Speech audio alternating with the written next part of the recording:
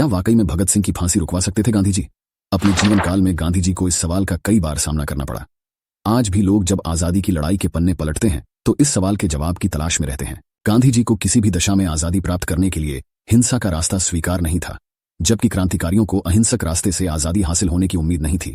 क्रांतिकारियों द्वारा जब वायसराय लॉर्ड हार्डिंग पर बम फेंककर उसे मारने की कोशिश की गई तो गांधी जी ने क्रांतिकारियों की इस कार्रवाई को गलत ठहराया और अपने लेख बम की उपासना में इसकी घोर निंदा भी की, जिसके कारण क्रांतिकारी और गांधी जी एक बार फिर आमने सामने हो गए थे। ऐसा नहीं है कि गांधी जी ने इरविन से भगत सिंह और उनके साथियों की फांसी रोकने की बात नहीं की थी। इरविन से बातचीत के दौरान उन्होंने कहा कि अगर आप शांति बनाए रखना चाहते हैं तो वर्तमान माहौल को देखते हुए आपको भगत सिंह और उनके साथियों की फांसी को टाल देना चाहिए। फांसी से अमन चैन पर असर पड़ेगा।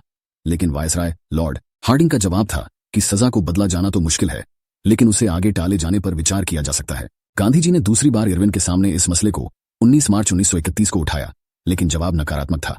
20 मार्च को गांधी जी की होम सेक्रेटरी हर्बर्ट एमरसन से भी इस मसले पर लंबी बातचीत हुई।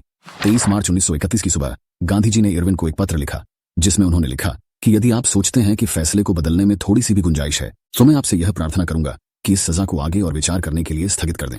गांधी जी के इतने प्रयासों के बावजूद फांसी नहीं रुकी और 23 मार्च 1931 को शाम 7:33 पर भगत सिंह और उनके दो साथियों सुखदेव व राजगुरु को फांसी दे दी गई।